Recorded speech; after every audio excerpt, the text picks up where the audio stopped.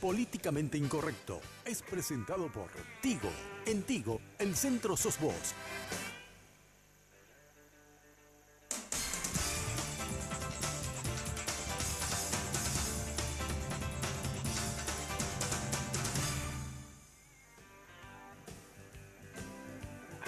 Muy buenas noches, gracias por la sintonía. Bueno, en estos días que aflojó un poco la cuestión política y ya se está discutiendo ahora, bueno, quiénes van a ser los candidatos, como tiene que ser razonablemente, ¿verdad? En cualquier país que entra en esta etapa previa a las elecciones, nos damos un poco un tiempo para hablar de esos otros temas que no es que solamente, o sea, no es que sean menos importantes, probablemente sean más importantes porque tienen que ver con nuestro día a día, con lo que significa, digamos, sobre todo construir una familia, relaciones interpersonales, nuestra vida, porque nuestra vida es eso, ¿verdad? En realidad la política es apenas un condimento y se supone que debe ser la herramienta para mejorar las condiciones, para que podamos desarrollar una vida. Y en estos días se habló mucho, porque siempre aparece algún tema que llama la atención y pone otra vez en el tapete algo que en realidad es una cuestión de todos los días. El tema del bullying, que básicamente es el acoso en las escuelas de los chicos que son víctimas de acoso de sus propios compañeros, y este es un problema para la víctima y para los victimarios. O sea, hay una cuestión cultural ahí, ¿verdad? De los que están acosando a los chicos y los chicos que son acosados. Se habló mucho del suicidio, de repente hay esos temas que son peliculescos, ¿verdad? Hablaban de este fenómeno de un juego de la ballena azul, que en realidad si uno ve la cantidad de víctimas, para la cantidad de víctimas de suicidio que hay, en realidad es una piedrita más en esta montaña de arena de la que muy pocas veces queremos hablar. Bueno, hoy quiero hablar de todos esos temas, del tema del bullying, que es la palabra nueva, pero básicamente es el acoso que existe en las escuelas y en los colegios de chicos con chicos, y del tema del suicidio, que es un problema obviamente que no afecta solamente a los chicos, pero que está impactando mucho en adolescentes. Hoy tenés, digamos, elementos que potencian lo que pueden ser problemas internos que no están pudiendo procesar y tienen estos programas de televisión o estos juegos que en realidad son canales por los que discurren esos problemas internos de ellos. De eso vamos a hablar. Yo les cuento, ya estoy acá en la mesa con el doctor Julio Torales. Él es médico psiquiatra de niños y adolescentes. Hola Julio, ¿cómo estás? Hola Luis, gracias por la invitación. Y estamos también con Mario Velázquez, él es gerente general de protección online. Hola Mario, ¿cómo estás? Hola, súper bien. Encantado de estar aquí. Bueno, dos temas que son fundamentales. Uno, el tema de todo lo que significa hoy la tecnología y cómo potencia, digamos, estos fenómenos. Y lo otro que pocas veces queremos hablar, ¿verdad? El tema de estos problemas de los chicos desde la psiquiatría. Normalmente la gente cuando hablaba de psiquiatra ya era, estás loco. O sea, el psiquiatra te va a decir, estás loco. Una cosa así era, ¿eh? Sí, lastimosamente todavía seguimos con No la cambió mucho. estigmatización, ¿verdad? En el tema de que asociamos directamente psiquiatría con locura. Sí. Sabemos que psiquiatría es mucho más allá, es relaciones interpersonales, es enfermedad, es salud mental y es la forma en que nosotros podemos llevar una vida saludable a nivel de nuestra mente, que forma parte de la dualidad del humano, que es cuerpo y mente, ¿verdad? Claro. Cuando hablamos, Julio, de psiquiatría, nos estamos planteando que hay un problema que tiene una parte psicológica, pero también una parte física, digamos, o puede tener una parte física. La psiquiatría que nosotros trabajamos en la Universidad Nacional de Asunción se basa en un trípode biopsicosocial. Definitivamente hay personas que tienen una vulnerabilidad biológica para desarrollar ciertos trastornos. Sí. Hay gente que se deprime más que otra ante las mismas circunstancias. Pero también hay un componente psicológico, que es cómo está codificada nuestra mente, y un componente social, Claro. ¿verdad? Que por ejemplo en el que los avatares del día a día, las dificultades en la casa, en las relaciones interpersonales, la pobreza, la falta de educación, influyen sobre ese terreno fértil biológico. Por lo tanto, cuando hablamos de alguna enfermedad o algún trastorno mental, tenemos que pensar siempre que estamos sobre un trípode biológico, psicológico y social, y trabajar desde esa triple arista. No solamente pensar en una pastillita que va a solucionar todo. Claro, La gente busca eso. Sí. Y los médicos tendemos a querer medicalizar, pastillar todo o medicar Claro. todo, Sí, sí, sino sí. que también tenemos que basarnos en un abordaje psicológico, en explorar los miedos y las angustias de las personas y, ¿por qué no?, en tratar de mejorar su entorno social. Y que yo supongo debería ser clave trabajar desde las políticas públicas. O sea, cuando hablamos de este problema, porque decir, es un problema social, esto deberíamos tratarlo como Estado, ¿verdad? Y como sociedad. ¿Cómo hacemos para controlar esos efectos que están teniendo algunas de las prácticas nuestras en la vida, sobre todo en los más chiquitos, ¿verdad? La palabra clave aquí es educación. Educación. Y es no tener miedo de hablar de aquellas cuestiones que muchas veces manejamos todavía como tabú. Siempre discutimos con las personas de que hablar de un tema no necesariamente va a hacer que el tema crezca.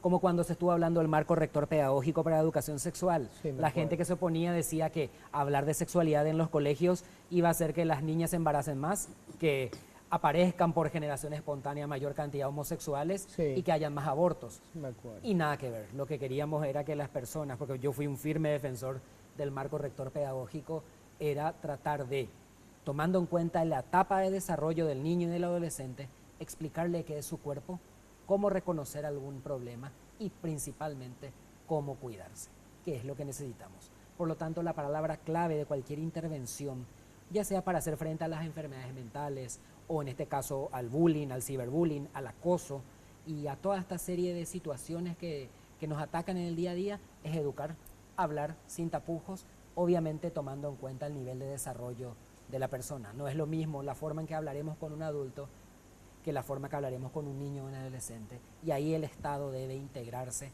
a la comunidad académica y científica, a las universidades, para diseñar los mejores planes de intervención. Voy a seguir enseguida desarrollando esto porque me parece que es fundamental. Pero quiero ir un poco, Mario, con, a ver, la tecnología, el hiperdesarrollo que tuvo el tema de las redes sociales, ha dejado a los padres totalmente desconcertados porque sus hijos entraron a un mundo de hiperconexión en donde, por supuesto que hay unos enormes desafíos, así como seguro que tienen ventajas, digamos, para enfrentar lo que es el nuevo mundo, pero una cantidad de desafíos. Y es un mundo desconocido para los padres, no saben cómo actuar en esto. O sea, como nunca la diferencia generacional hoy está dividida en dos aguas por la tecnología y sobre todo las redes sociales. Así es. Nosotros tenemos dos conceptos muy claros desde la fundación: los hijos digitales y los huérfanos digitales. Cuando nosotros hacemos charlas, hacemos conferencias y hablamos con los padres, muchas veces ellos esperan a que nosotros les enseñemos tecnología, pero en realidad enseñar la tecnología lleva todo un proceso, adaptarse a las tecnologías, y lo que nosotros hacemos es preguntarle solamente 3 principios básicos que todo padre consulta a su hijo para, si le pide permiso para ir a jugar. ¿Dónde va a jugar? ¿Por cuánto tiempo? ¿Y con quién? Son los padres, hacen estas preguntas y ahora nosotros le trasladamos a un entorno digital y decimos: ¿a dónde van tus hijos en el mundo digital? No saben las limitaciones, no saben que no existen limitaciones realmente. ¿Por cuánto tiempo? Anteriormente en mi generación, papá, mamá apagaba el televisor, pero en este caso los chicos se van con el celular las 2, las 3 de la mañana, interactuando en perfiles, en comunidades. Entonces los padres realmente dejan de ser padres, dejan su rol de padre en el mundo digital. Y esa es una gran responsabilidad que se debe comenzar a debatir en colegios, se debe comenzar a debatir con los padres, y los padres deberían de volver a tener ese rol de padres, ¿verdad? Porque también no solamente hay que educar, sino que también hay que guiar. Claro. Es muy importante. Y poner límites. Yo no puedo guiar a un padre, a un hijo si yo no sé tecnología. Entonces es toda una cadena de procesos que debemos comenzar a trabajar todos. Claro, y sobre todo, esta es una discusión que suelo tener con los padres de los compañeros de mis hijas, por ejemplo, porque de golpe es como cool para los padres que ya no son los padres, sino son los amigos de sus hijos. Me decían en esta fiesta que hacen ahora, el último primer día de clase, que le llaman, que se va a hacer un debate sobre cómo iba a ser esto, y uno de los padres me plantea: bueno, lo que vamos a discutir es hasta qué hora les vamos a dejar tomar. ¿Cómo le digo? ¿Cómo hasta qué hora le van a dejar tomar? Son adolescentes, no pueden tomar. No, pero está, vos no sabes. El tema es decir, van a tomar hasta las 3 de la mañana, hasta las 4, y al otro día tenían que ir a clase. Digo, no, ese no es motivo de discusión. Y me dice uno de los padres: lo que pasa, no sé cuál es tu situación, pero yo soy amigo de mis hijos. Y le digo: ese es el drama. somos los padres, no somos los amigos. Hay una diferencia muy grande. O sea, nosotros tenemos que saber dónde poner los límites. Es una responsabilidad nuestra, no es que es un derecho nuestro, ¿no? Claro.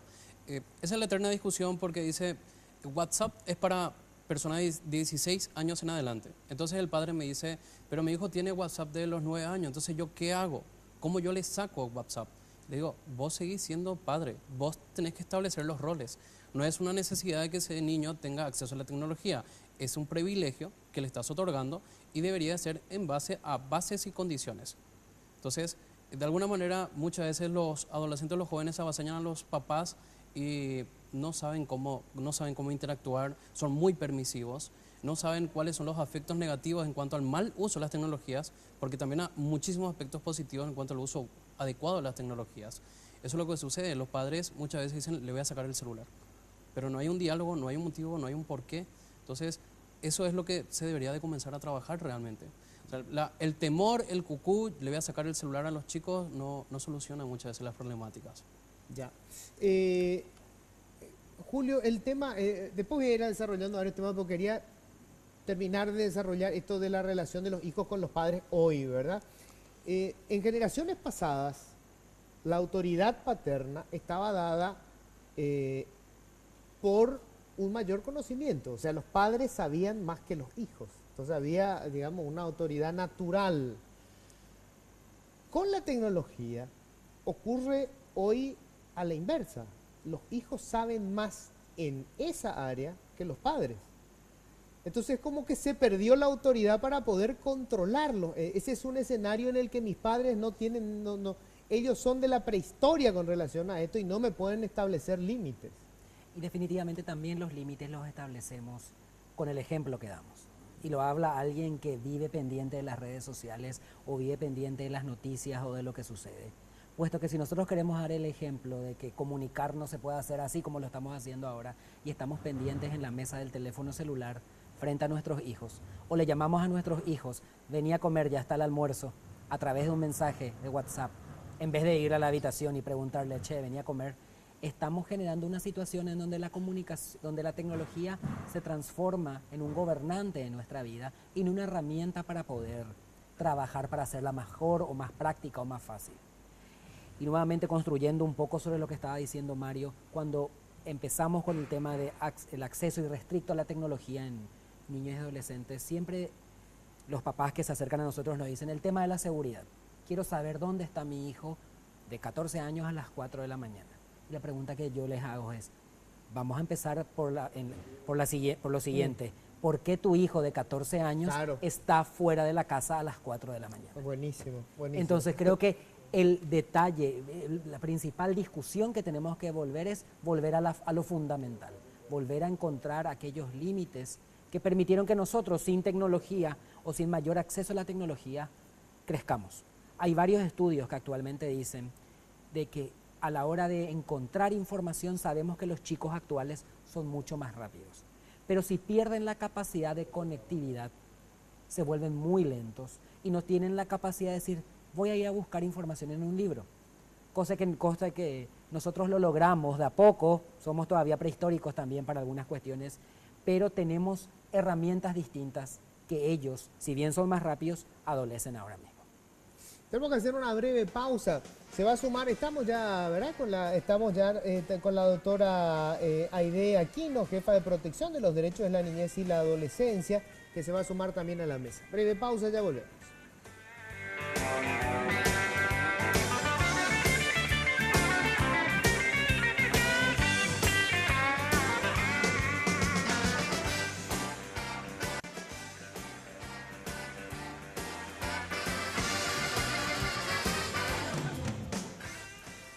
Bueno, quiero agradecer, por supuesto, a nuestros auspiciantes que permiten que podamos seguir haciendo el programa. ¿Qué esperas para tener tu nuevo smartphone 4G LTE? Vení a la Feria Tigo y aprovechá los grandes descuentos de smartphone. Acercate a las tiendas Tigo hasta el 14 de mayo y empezá a disfrutar de navegar con lo mejor o con la mejor red de internet móvil del país, certificada por Ookla, porque en Tigo el centro sos vos. Por cierto, justamente estamos hablando de tecnología. La tecnología no es mala, o sea, no es que estemos condenando la tecnología. El tema es el uso. La tecnología es una herramienta. Las redes son una herramienta, Internet es una herramienta poderosísima. Pero bueno, una herramienta puede servir para hacer palanca y mover un peso, o puede ser un arma. O sea, ¿cómo usamos el tema? Quiero saludar a Aide. Hola, ¿qué tal, Aide? ¿Qué tal? ¿Cómo estás? Luis? Bien, súper bien. Bueno, desde, digamos, las políticas públicas, estamos hablando de dos cosas. Empezamos a desarrollar un poco lo que es cómo hacen los padres para controlar el tema de los chicos en las redes sociales, la tecnología, y cómo esto ha afectado tremendamente nuestras vidas y la relación de padres e hijos. ¿Cómo se maneja esto desde las políticas públicas? Porque justamente recordaba Julio que hubo una reacción violenta cuando se planteó una cuestión muy básica, que era el tema de la educación sexual, cómo se incluía eso dentro de lo que son los currículum, ¿verdad? No se dice currículum, ¿cómo es? Sí, los programas educativos. Los programas educativos, ¿verdad? Porque se mencionó apenas la palabra y todos se volvieron locos. Hoy con esta tecnología es un absurdo suponer que los chicos a los 12, 13 años ya no tienen una conexión directa con una cantidad de información que, no solamente información, o sea, pornografía. Yo cuando tenía 12, 13 años, que alguien consiguiera una revista de pornografía era toda una cosa increíble, le robaban a algún padre y todo el mundo se repartía la revista. Pero hoy con los teléfonos inteligentes es absolutamente imposible que un chico de 13 años no tenga acceso a la pornografía, por ejemplo. Entonces, ¿cómo tratamos eso desde las políticas públicas y sobre todo desde el tema de la educación? Y nosotros desde el Ministerio de Educación venimos trabajando el tema del acoso escolar o bullying, como se lo llama también, trabajando en la promoción y también en la atención de casos o denuncias que se vinieron presentando a partir de esa fecha, digamos, de ese momento. Mediante instrumentos, diseño de instrumentos, protocolos, guías, que servirían o que sirven a los docentes directivos para trabajar en la prevención, el cual se realiza, digamos, durante todo el año escolar, independientemente a que se detecten o se den casos específicos. Sino, ¿Cómo funciona eso? ¿Cómo se aterriza? Porque hoy este tema del bullying es una suerte de ritual de iniciación. O sea, siempre hubo el tema del acoso sexual, ¿verdad? O sea, estaba el chico que era, digamos, no sé, el que tenía algún inconveniente o tenía dificultades o tenía alguna cuestión física que servía para la burla, porque los chicos, digamos, en su inocencia son muy crueles, ¿verdad? O ven de sus padres y aprenden. Entonces el tema, digamos, pasó con el tema de la tecnología a convertirse en una suerte de ritual. O sea, es más, digamos, tiene más éxito el que subió, le pegaron a un chico, grabó, subió a las redes, tuvo mucho me gusta. En la práctica, ¿cómo se hace para enfrentar eso? como le estoy manifestando, mediante las capacitaciones, tanto a docentes, directivos y también niños y adolescentes, ¿verdad? Contamos con protocolos de atención que establecen cuáles son las medidas, por ejemplo, medidas urgentes, medidas de atención para casos concretos. Pero, como le digo, se trabaja en forma constante y periódica en lo que se refiere a la prevención, ya mediante incorporando en el currículum en forma transversal el tema del acoso escolar o cualquier otro tipo de violencia que se pueda presentar. O sea, se habla de eso en las aulas. Exactamente. Tienen materias, por ejemplo, en donde ya se incorporan esos temas para abordar. Incluso en el proyecto educativo ya pueden ir trabajando con los alumnos, los docentes. ¿Y hay una medición de que eso tenga resultados, que nos permita saber si tiene resultados? Nosotros tenemos unas estadísticas, desde el 2011 hasta la fecha venimos registrando las denuncias que recibimos a nivel central del Ministerio, sí. Lo cual no significa que no se den otros casos que no haya llegado a nuestro conocimiento o que no se denuncie o no se haya detectado, porque así como siempre manifestamos, no es fácil también detectar un caso. No, claro, porque la víctima generalmente está avergonzada y no quiere denunciar. Sí. Pero solamente siguiendo el tema de las denuncias, ¿hay alguna evolución? Sí, se dan más casos. O sea, hay una involución en realidad. Capaz, yo creo también que la gente se anima, más a denunciar, a manifestar, los niños se le manifiesten a sus docentes. Incluso los docentes están más también capacitados para detectar un caso de acoso escolar, denunciar. entonces toman intervención inmediatamente y denunciar, exactamente. Julio, el tema del bullying, bueno, lo que ahora llamamos bullying, ¿verdad? El acoso, ¿tiene un impacto fuerte, digamos, en el adolescente? O sea, ¿puede llevarle a cuadros depresivos? Chicos que, hemos visto casos, yo no sé si estos casos son excepcionales o, digamos, puede ser casi una consecuencia lógica, digamos, del acoso, el chico que terminan quitándose la vida. Depende mucho, pero definitivamente la crueldad que muchas veces es asociada, la revictimización, las redes sociales que repiten una y otra vez las situaciones de bullying hacen que muchas veces para el chico o para el adolescente sea ya insostenible. Y eso sumado a una pobre comunicación en la familia o problemas en la familia y a que el colegio haya manejado mal la situación, termina en el contexto de una persona que previamente ya tenía algunos componentes de depresión o de ansiedad que pueda cometer suicidio. Las estadísticas, no solamente en Paraguay, sino a nivel mundial, hablan de que el bullying, el ciberbullying y el acoso sexual en niños y adolescentes es una de las causas probables que influyen en el suicidio de esta población. A ver, esa edad entre 11 y 13, 14 años es la edad en donde el chico va construyendo su personalidad y la opinión de su colectividad sobre su persona es demasiado importante. Imagínate que antes teníamos como un límite que era que primero se dijo que hasta los 4 años se desarrollaba la sustancia gris del cerebro, después los científicos aumentaron eso hasta los 16, luego hasta los 18, ahora se dice que hasta los 22 años seguimos moldeando nuestra personalidad y moldeando lo que será nuestra vida adulta. Ajá. Por lo tanto, todo ese periodo es un periodo de crisis de identidad en donde si el chico empieza a ser atacado, bulineado o acosado, puede generar consecuencias a largo plazo en su salud mental y generar una probable situación de suicidio.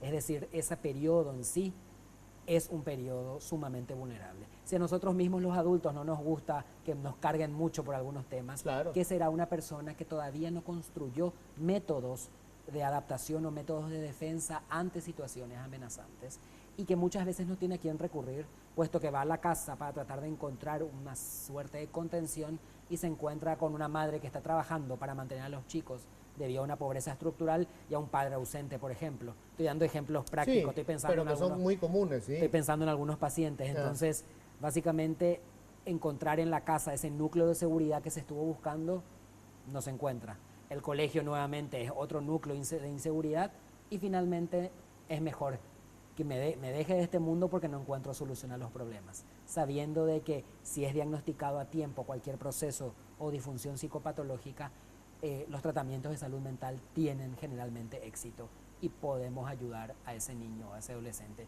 que está atravesando un mal momento. Tenemos que recurrir a ayuda. Claro. Mario, ¿cuál es la experiencia de ustedes cuando van a los colegios? Porque yo entiendo que obviamente la primera ayuda tiene que estar en las casas, pero convengamos en que nuestras familias, bueno, tenemos casos tremendos, ¿verdad? De madres solteras sobre todo, o divorciadas que se quedaban con los hijos, esa es una constante, Sí. o padres divorciados, o sea, nosotros queremos todavía hacer el dibujito de mamá, papá, hijito, pero esa ya no es la familia tradicional paraguaya. Entonces, la otra posibilidad, digamos, de contención es la institución educativa, o sea, la escuela o el colegio. ¿Vos ves en esta experiencia que has tenido que ellos se preocupan más por esto que ocurre, esto del bullying, y sobre todo a través del tema de redes sociales? Sí, por parte de la institución educativa sí, porque el primer llamado de atención es el bullying.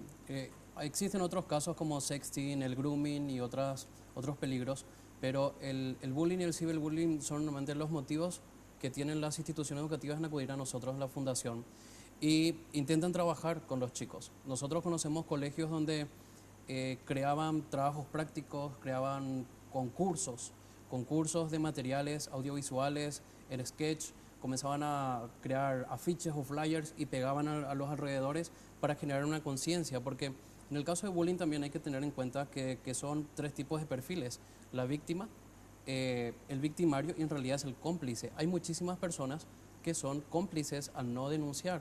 Entonces se genera toda una batalla. Hay muchísimas personas que son conscientes de que esa persona recibe un maltrato físico, un maltrato verbal, una exclusión social, porque el bullying y el acoso tiene varias aristas. Por ejemplo, no me agregan en los grupos de WhatsApp, yo no me entero de las informaciones y luego eso va digitalizándose. O sea, nosotros como personas sociales queremos sentirnos parte de la sociedad. Imagínense en este entorno social digital, donde en Facebook solamente en Paraguay somos 3.400.000 usuarios. Imagínate que si alguien me hace bullying en la escuela, es, no sé, entre 30 personas, 150 chicos, yo salgo de allí y de alguna manera me olvido del tema. Pero 24 horas internet está, no se apaga.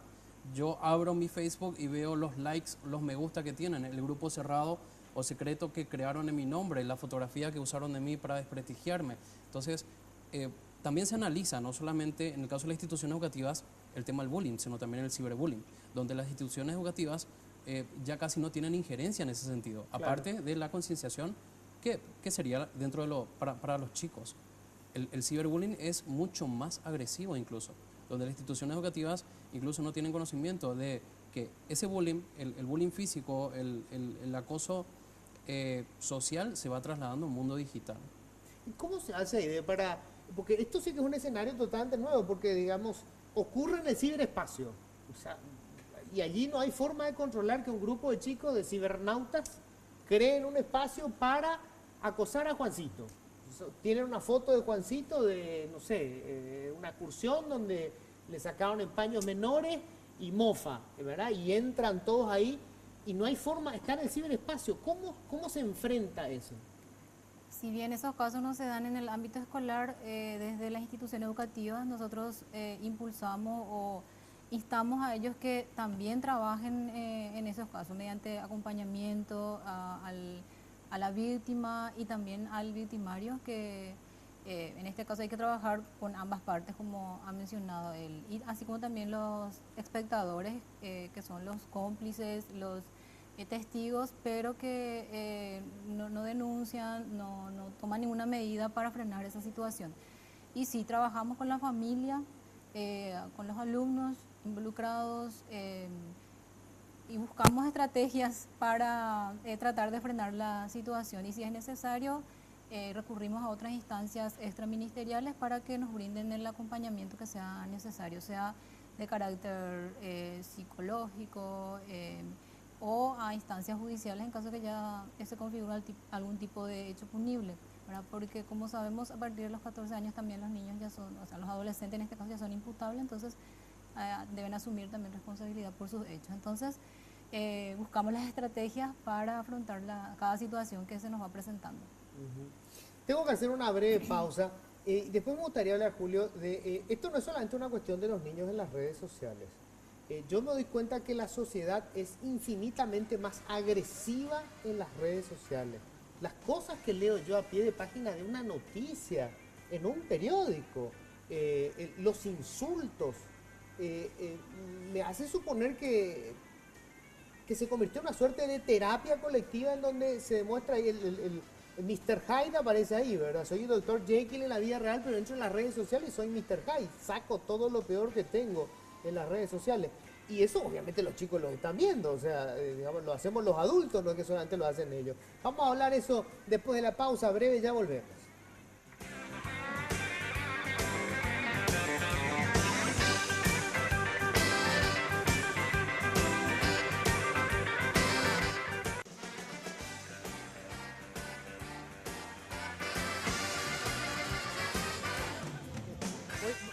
Estábamos hablando fuera del micrófono, esto que yo le preguntaba a Julio antes de ir a la pausa. Fíjense que esto no es solamente una cuestión de los chicos. Entren ustedes a cualquier página de periódico y debajo de cualquier información van a ver los aportes de los cibernautas. El nivel de insulto, de agresión, de calumnia muchas veces, es realmente impresionante. Y vos me decías, hay demasiada gente valiente frente a una tecla, un teclado de computadora o frente al teléfono, porque no está dando la cara a la persona, o sea, no está cara a cara con la persona a la que va a insultar. Sí, siempre decimos que el teclado libera cobardes, ¿verdad? Muy fácil hablar en grupos o criticar a una persona o insultar, y no hacerlo de manera frontal, porque generalmente las personas que utilizan lenguaje agresivo, que insultan, y son personas que culturalmente son de niveles inferiores, puesto que no tienen argumentaciones lógicas para soportar una discusión. Entonces es más práctico gritarle a alguien gay, homosexual, burro, prostituta, que encontrar alguna razón lógica que no que no te gusta lo que está haciendo, por ejemplo. Claro. Siempre decimos también que el teclado libera la amígdala, que es una zona de nuestro cerebro que procesa solamente emociones y hace que nuestra corteza prefrontal, que es la que nos hace humanos a nosotros, se desinhiba. Entonces, básicamente, el teclado es como el alcohol para los cibernautas, ¿verdad? Nos libera nuestras pasiones, pero nos aleja de la argumentación lógica, lastimosamente. Y se cometen muchos delitos, me decía vos, o sea, adultos cometen Sí, delitos sí. sin ser conscientes de que lo están haciendo. Tenemos muchos casos donde nosotros ponemos como ejemplo donde hay mucha apología de delito. Con la quema en estos días El Congreso. del Congreso, la manifestación, ¿por qué no queman a los senadores? ¿Por qué no queman a los hijos? Eso es apología de delito directo. Hubo muchísimas imputaciones y donde los adolescentes, mis compañeros, mis amigos, no saben qué es delito. Entonces la mayoría comentan sin saber realmente la repercusión de ese comentario que está haciendo, porque delito es delito dentro o fuera de las redes sociales. Cuando uno hace un acoso, muchas veces crean perfiles falsos, es un delito. Difamación o calumnia también es un delito. Entonces, la mayoría de los chicos no saben eso. Y los adultos, la misma cosa. Entonces, todo va por una cuestión de educación. O sea, lo que queda claro es que en las redes sociales los límites se van difuminando, desaparecen los límites y parece que uno puede escribir y decir lo que uno quiera. O sea, nada, es impune todo lo que uno haga en las redes sociales. Esa es la sensación que tienen los adultos y obviamente van a tener también los chicos. Porque los chicos aprenden por aprendizaje y error y por el ejemplo que se da. Y justamente lo que tendríamos que luchar es que las redes sociales sirvan como un espacio seguro, no con eso limitar nuestra expresividad y cambiar nuestra identidad ni nuestra forma de pensar, pero sí tomando claras reglas de que algunas cuestiones, donde mis derechos terminan, comienzan los del otro, y que no todo lo que yo digo puede quedar impune, que tiene que tener una consecuencia, ya sea pecuniaria, ya sea de control social, sobre aquellas situaciones que simplemente lo que están haciendo es generar una sociedad más intolerante, más dificultosa, donde parece que uno entra a Internet, en vez de entrar a Internet para aprender o relajarse, entra a Internet a defenderse y vive pendiente de esas situaciones que le están generando mucha bronca y mucha angustia a la persona en sí, porque volviendo al tema del bullying, la persona que es bullyingada muchas veces los primeros tiempos intenta defenderse, en el caso del ciberbullying específicamente, creando un grupo de contraataque a aquellos que son sus victimarios, y eso se genera en una situación que lo que termina es perpetuando el bullying, el ciberbullying, generando grupos antagónicos entre sí, y que lo que empezó en las redes termina luego en el mundo físico, a los golpes, generando más problemas todavía. De ahí la importancia nuevamente que la escuela, los adultos, los padres, estén involucrados realmente en controlar el acceso irrestricto a Internet que tienen los hijos. Y también nosotros los adultos que respondamos por lo que decimos en las redes sociales de una manera coherente y de una manera eficaz. Si decimos algo, pues lo defendemos y lo afirmamos hasta las últimas consecuencias. Creo que las redes sociales también, Aide, y Internet y todo esto, potenció lo que me parece que es un fenómeno de estas sociedades del siglo XXI, que somos una sociedad hipererotizada.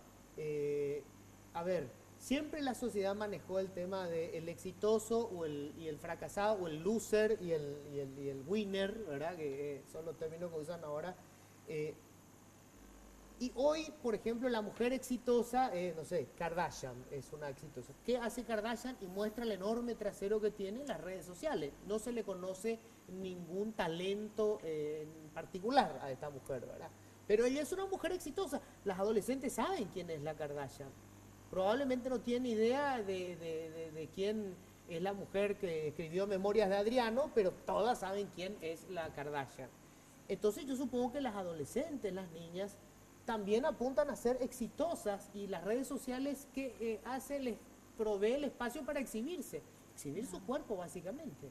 Así mismo, de hecho que justamente hoy en día consideramos que se dan más casos justamente por el avance de la tecnología, donde los adolescentes tienen más acceso a las redes sociales, WhatsApp, Facebook, etcétera, que anteriormente no existían. Entonces las agresiones creo que también van aumentando utilizando esos medios de comunicación tecnológicos y también acceden a más informaciones hoy en día, ¿verdad? Julio, esto hizo que, esto tiene que ver también con que cada vez tenemos niñas y niños más niños iniciándose en las relaciones sexuales. Definitivamente. Primero que nada, estuve escuchando ahora, hace poco estuvimos participando del Congreso Argentino de Psiquiatría y no solamente la mente cambia, sino que yo creo que El cuerpo. sí, en 10 generaciones más el pulgar de los humanos va a estar más grande que el resto de los dedos.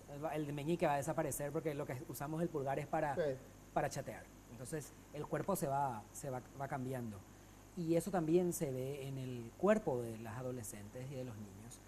Comparativamente, los últimos estudios de la Academia Americana de Pediatría hablan de que la menarca, que es la primera menstruación, está apareciendo en niñas cada vez a edades más tempranas. Los promedios hablan de 9 a 10 años en muchas regiones del mundo, incluida Paraguay, siendo de que, voy a hacer una infidencia, mis hermanas comentan que recién a los 15 o 16, donde el cuerpo de la mujer recién está comenzando a prepararse para ser madre. No quiero parecer dogmático ni pontificar acá sobre esto, sino que simplemente el cuerpo se acelera debido a que la mente está bombardeada de situaciones hipererotizadas que un niño y adolescente no puede manejar todavía. Entonces el cuerpo trata de adaptarse a la nueva situación a la que mentalmente está expuesto el niño o el adolescente y cambia. Entonces tenemos una niña que a los 10 años, en vez de pensar en muñecas, está pensando en parecerse a las hermanas Kardashian. Y está tratando de estirarle a ese cuerpo a un crecimiento al cual no está preparado todavía, y eso sumado a un país donde todavía tenemos altos índices de violencia machista, patriarcal, y donde el embarazo adolescente es una epidemia de verdad, tenemos niñas madres que no pueden llegar a ser niñas hijas y no pueden ser niñas amigas porque tienen que dedicarse a algo que el cuerpo y la mente no están preparados, a pesar de que ese cuerpo intenta, cambia y se envejece mucho más rápido. Entonces estamos ante una situación de bombardeo masivo que no solamente hace que el cuerpo se resienta, sino que la mente también, y comienzan los problemas de salud mental como la ansiedad, los trastornos de conducta alimentaria, la alteración de la imagen corporal, los trastornos de pánico, la depresión y la consecuencia más terrible de una enfermedad mental no tratada, que es el suicidio. Vamos a hablar en el último bloque del tema del suicidio, que hasta hace poco la corriente era no hablar del tema, que no se publicara en los medios, porque eso generaba una suerte de multiplicación de los casos. Bueno, ahora el criterio es totalmente distinto, hablemos del tema y enfrentémoslo. Pero Mario, este tema del sexo, digamos, en el tema de las redes sociales, supongo debe ser lo más difícil de controlar. Porque a mí me asusta, he visto en las redes sociales, ¿verdad? En el Facebook o bueno, todo esto que hay ahora, ¿verdad? Las chiquitas que salen prácticamente desvestidas, ¿verdad? O sea, jugando al erotismo cuando recién son todavía niñas. Sí. La pornografía infantil, cuando una adolescente o un adolescente se hace sexting, cuando se saca una fotografía íntima en paños menores, en realidad no sabe que lo que está haciendo es un delito, comenzando desde el punto de partida de que es un delito. Se expone a través de redes sociales y la mayoría no tienen presente la perpetuidad de la información. En ese momento yo estaba consciente, o era un inconsciente, compartí esa fotografía, pero aquí a 3 años, a 4 años, ¿qué pasa con esa fotografía? Nosotros que somos inmigrantes digitales, somos una generación diferente digitalmente hablando, donde estábamos anteriormente en Orkut, donde teníamos solamente 800 amigos, compartíamos una gran cantidad de fotografías, pero todo eso murió con la plataforma, desapareció. Nosotros comenzamos de nuevo, pero teniendo criterios de experiencia al uso de las tecnologías. Ahora las chicas, las adolescentes y los adolescentes también intentan tener mayor cantidad de contactos, mayor cantidad de likes, mayor cantidad de amigos, exponiendo su cuerpo. Entonces, es un detalle que nosotros lo analizamos constantemente y le damos a conocer a los chicos, porque no son amigos, son contactos. O sea, esa cantidad de likes que vos tenés, ¿para qué te sirve en la vida real? ¿Para qué te sirve? Entonces, es un dato a analizar. La mayoría lo hacen porque se dan cuenta que genera popularidad en un entorno digital. Entonces, y de alguna manera es muy también superficial. claro, y se ha encumbrado el tema de la popularidad como el valor máximo. O sea, Así es. el tema de los likes, que yo no entendía, debo ser honesto, que soy bastante pobre en el tema del manejo de las redes y la tecnología. Y alguien me decía, se quejó porque me dijo, te escribo algo y no soy capaz de darle like. ¿Cuál es la diferencia que le dé like o no? Pero es como que eso Levanta la marca el autoestima. éxito o el fracaso. El like es una cuestión para Claro. los adolescentes, sobre todo, fundamental. Sí, Hace que mucha gente esté muy pendiente. está muy pendiente. Es decir, como estabas mencionando hace rato el ejemplo, le estamos dando likes a solamente el cuerpo y no estamos particularmente celebrando ningún talento de nadie. No estamos Exacto. diciendo, yo veo noticias de medicina, tal vez estoy siendo muy cerrado con respecto a mi profesión, pero se descubre tal vacuna y tiene 2 likes. Sí. Pero no sé quién se reencontró Salió con su Kardashian novio y y reventó. explota la red. Entonces, ¿qué estamos generando? Estamos volviéndonos en una cultura superficial de lo rápido, de lo insulso y de que todo pasa por la belleza y de estar delgados y no solamente pasa por aquello que puede realmente cambiar la vida de la gente, como los adelantos en medicina, en tecnología, en educación. Y a eso tenemos que apuntar los que somos adultos, a tratar de volver a la tradición, volver hacia atrás un poco, dar el ejemplo también nosotros. Desacelerar un poco el proceso. Tengo que hacer una pausa breve. Vamos a hablar, la última parte ya del programa, me queda un solo bloque, ¿verdad? Bueno, tenemos que hablar del tema del suicidio.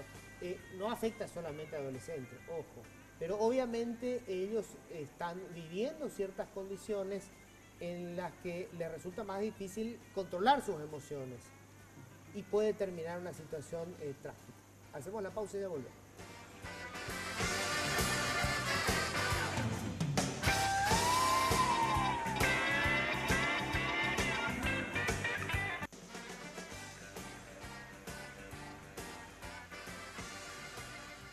Bueno, vamos a hablar ahora del tema del suicidio. Tenemos unas placas, ¿qué es eso? Hay un programa que se llama algo así como la traducción sería 13 razones de por qué. Es una serie de Netflix que tuvo un impacto tremendo y es una adolescente que termina quitándose la vida, pero ella graba unos videos. A ver, esta serie es la historia, espera que estoy sin los lentes, yo no leo nada. Hannah se llama, la protagonista. Se suicida y deja 13 testimonios grabados en cassette donde explica la culpa de varias personas en la decisión que le llevó a suicidarse. A ver, voy a leer acá atrás, que esto va a estar más fácil. Seguí nomás. A ver, la siguiente. Estos cassettes de Hannah culpan a otros por su suicidio. Un suicidio nunca es culpa de los sobrevivientes del suicida.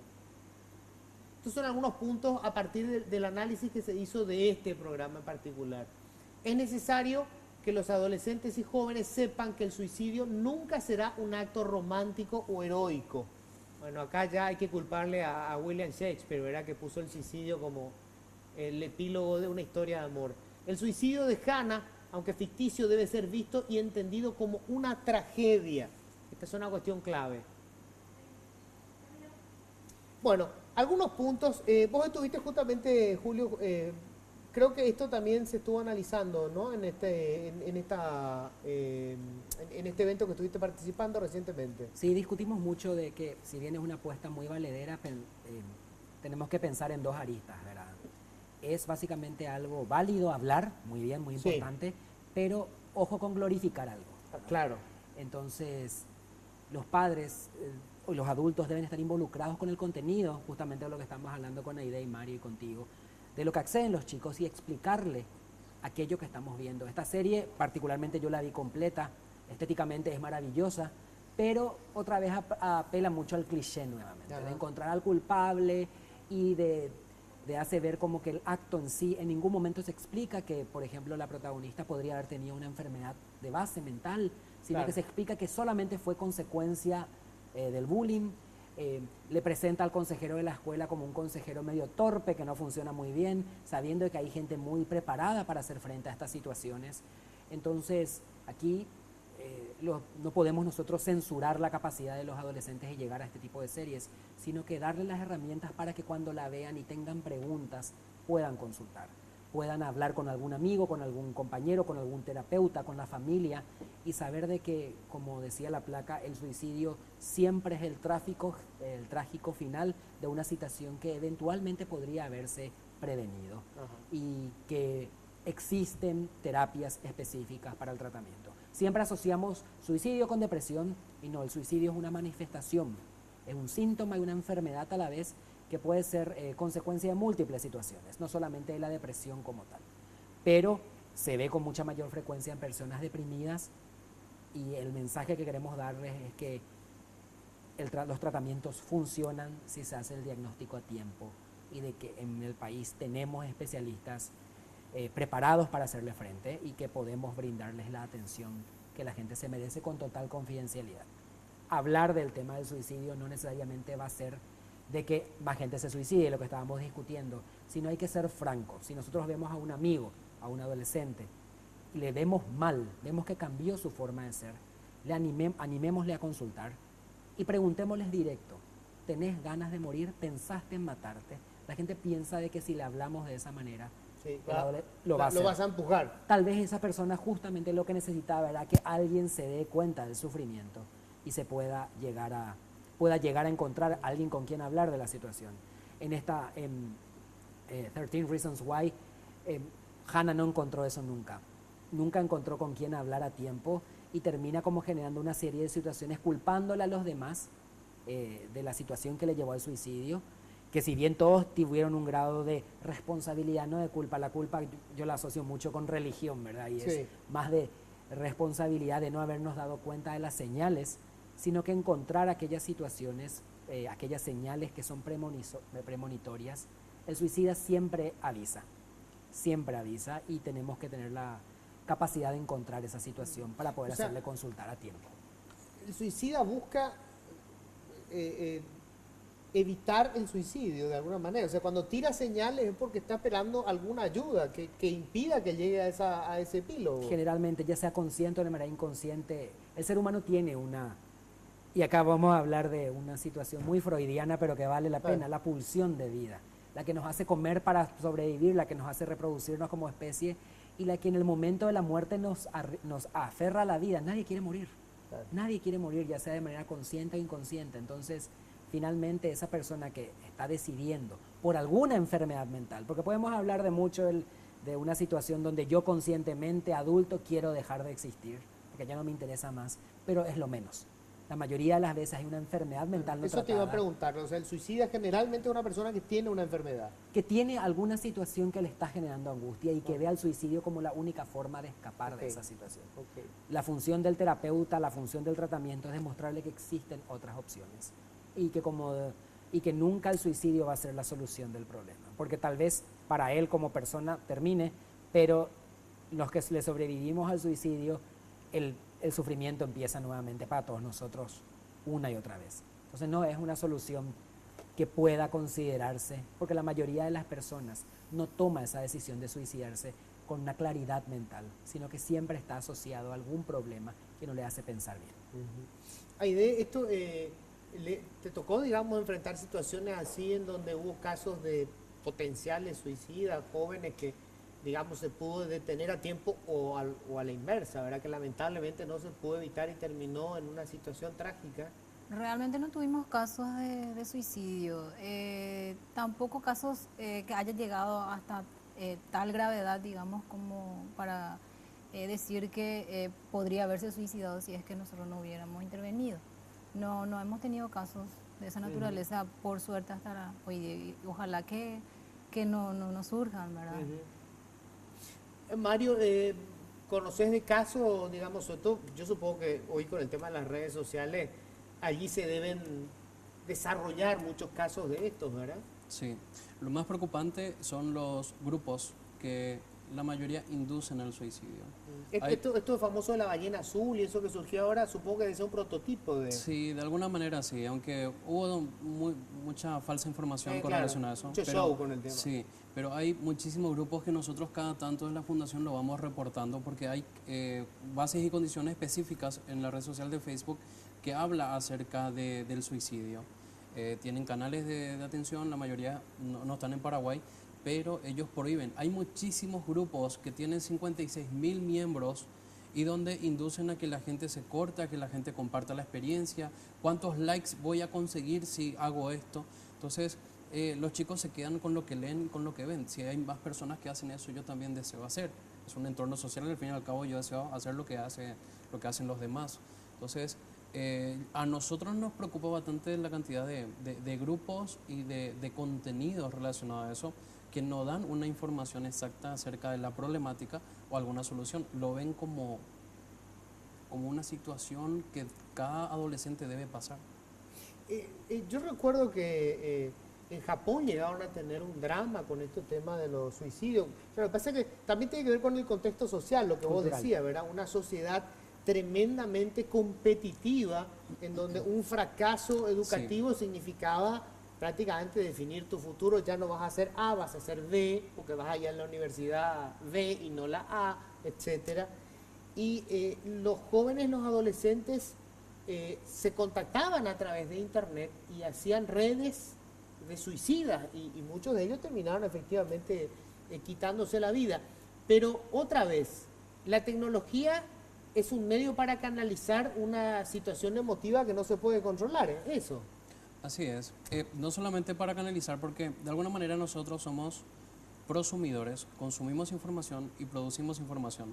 Ahora, la fuente de esa información tal vez no sea la más precisa para un adolescente. ¿Dónde se informa? ¿Quién le instruye? ¿De dónde se basa? Entonces ellos generan todo un ecosistema de conocimiento y de experiencia en base a fuentes que posiblemente no sean las más adecuadas. Personas totalmente desconocidas, perfiles falsos, fotografías con Photoshop. Entonces, ese es el ecosistema a los cuales ellos están expuestos. Y de ahí la importancia de denunciar esos grupos, como estaba mencionando Mario, la responsabilidad que tenemos nosotros los adultos de darnos cuenta de que existen esos grupos, denunciar a las redes sociales correspondientes para que se eliminen.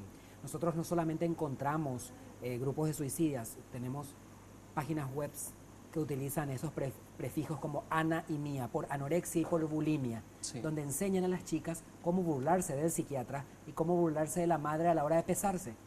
Hemos visto enseñanzas, cuando te vas a ir a consultar con el psiquiatra, una chica con anorexia, por ejemplo, tomate 1 litro de agua antes y llegaron a esconderse monedas en la vagina para pesar más, porque yo como psiquiatra lo primero que hago es le hago un control de peso para ver si mi tratamiento está funcionando. Entonces ahora nosotros tuvimos que adaptarnos a esa situación, prohibiendo que se tome agua hasta 1 hora antes de la consulta, e inclusive llegando a ver que trabajando con las colegas, dependiendo del sexo, para que se revise, para que se vea, porque utilizan técnicas donde enseñan a los adolescentes a burlarse del control de salud mental. ¿Quién puede estar tan enfermo como para poder meter eso en una red social? Y porque es una enfermedad. Tanto el que consume, que se sienta angustiado, como el que lo hace, está enfermo. Entonces nuestra obligación es ayudar a la víctima, pero ayudar también al victimario, que son estos victimarios finalmente, porque si no hacemos políticas que trabajen sobre el victimario y solamente pensamos en políticas de represión y no en una política de rehabilitación del victimario, no vamos a poder parar con esta epidemia. Es lo mismo cuando hablamos de violencia doméstica. Sacamos a la mujer de la casa, le damos una casa refugio, pero no le damos un tratamiento rehabilitador al victimario. Esa violencia se va a repetir o con la misma mujer o con otra, y el ciclo va a mantenerse. Claro, la causa de la enfermedad sigue ahí, es él, el portador del virus. Así mismo. Una cuestión final para cerrar, pues se me acabó el tiempo, ¿verdad? Me quedan todavía, bueno. Este espacio virtual, lo que hizo es generar las condiciones para sacar estos fantasmas que siempre estuvieron con nosotros. O sea, esto no puede ser nuevo, los fantasmas los teníamos siempre adentro, no teníamos dónde liberarlos, supongo. Se hizo mucho más fácil ahora, porque nos permite también explorar facetas de nuestra personalidad que no tenemos y que queremos mostrar que sí tenemos. Siempre digo, nadie es tan lindo como en su Facebook, ni tan interesante como en su Twitter. Hay grandes pensadores en el Twitter que luego cuando intentas hacer una comunicación real, dice, este es el que estaba, te llama la atención, este es el que estaba hablando de Platón anoche en el Twitter. Claro. Entonces utiliza una forma, el ego se alimenta mucho, ¿verdad? Nos alimenta mucho el ego porque nos permite muchas veces aparentar lo que no somos, Claro. o exagerar algunas virtudes que tenemos y minimizar defectos. Nunca me van a ver despeinado en el Facebook, porque siempre voy a elegir mi mejor foto. Claro. Nunca van a ver la miseria humana en el Facebook, porque siempre Juego de simulaciones. es un juego de simulación que finalmente no nos permite demostrar realmente quién somos, ¿verdad? Quiénes somos. También hay una teoría que dice que las redes sociales generan depresión porque yo veo el éxito de todos mis amigos. La ropa que usa, que siempre están bien vestidos, que van de vacaciones, siempre muestra el éxito, el aspecto positivo de lo que ellos viven día a día o aparentan vivir día a día, y luego yo lo comparo con mi realidad. Entonces veo, la otra persona tuvo un nuevo puesto laboral, yo sigo en lo mismo. Entonces hago una comparación en base a lo que las demás personas están compartiendo. Son todos winner y yo soy un loser. Exactamente, exactamente. Y en realidad la gente no fija. Hay algo que se llama ingeniería social, donde uno analiza cuáles son los gustos, los intereses de la otra persona para que esa persona haga lo que yo deseo hacer. Una vez había compartido la fotografía de un bebé, yo no era padre en ese entonces, ni siquiera estaba en pareja, y compartí fotografía de un bebé, mi bendición, mi vida, y muchísimas personas comenzaron a felicitarme por ser padre, desconociendo totalmente la situación. Claro. Una vez puse la fotografía del símbolo del luto y la mayoría comenzaron a pensar, a suponer, se basan mucho en lo que ven, pero en realidad no llegan al trasfondo de la situación. Eso es lo alarmante en cuanto a la cantidad de contenidos e informaciones que se encuentran en Internet, donde la gente da por supuesto lo que ve o lo que comparte la otra persona. La insoportable levedad de la red. Totalmente. Así es. Parafraseando a... Bueno, yo les agradezco mucho. Ojalá que le haya servido a la gente. Señores, vivimos en un mundo mucho más complicado. Si vos como yo que estás viendo sos padre y pasaste los 40, bueno, tuvimos la suerte de vivir en esa década casi, si se quiere, cándida, en los 80, ¿verdad? Donde nuestra máxima ambición era tener la bicicleta que tenía el vecino. Eran otros tiempos. Se hizo mucho más difíciles para nuestros hijos. Se hizo mucho más difíciles para los adultos que no saben vivir este nuevo escenario. Así que hay que abusar el instinto de padre. Es bien difícil, bien complejo y muchas de las consecuencias están a la vista. Muchísimas gracias. Un placer. Gracias, muchas gracias. Nos encontramos el próximo martes. Chao. Políticamente Incorrecto fue presentado por Tigo. En Tigo, el centro sos vos.